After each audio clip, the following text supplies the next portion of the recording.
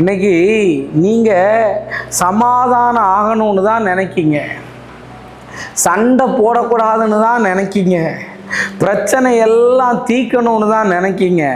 ஆனால் ஒரு சிலர் என்ன பண்ணுறாங்க, சண்டை போடணுன்னே உங்ககிட்ட வர்றாங்க. நான் உங்ககிட்ட திரும்பவும் சொல்கிறேன், சில விஷயத்துல இருந்தெல்லாம் கர்த்தர் தான் நம்மளை காப்பாற்றணும்.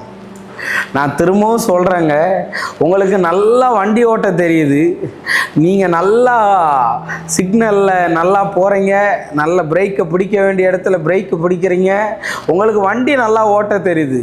ஆனால் எதுக்க வர்ற வண்டி மோதணும்னு சொல்லி வந்தால் நம்மளால் ஒன்றும் பண்ண முடியாது, கர்த்தர் தான் காப்பாற்றணும். இன்றைக்கி நான் உங்ககிட்ட சொல்ல வரேன், சண்டை போடுறவங்க கிட்ட இருந்து, யுத்தம் பண்ணுறவங்க கிட்ட இருந்து, உங்களை மட்டம் தட்டுறவங்க கிட்ட இருந்து ஆண்டவர் உங்களை காப்பாற்றுவார். நீங்கள் சமாதானமாகவே இருங்க, கர்த்தர் உங்கள் கூட இருந்து பெரிய காரியத்தை செய்வார்.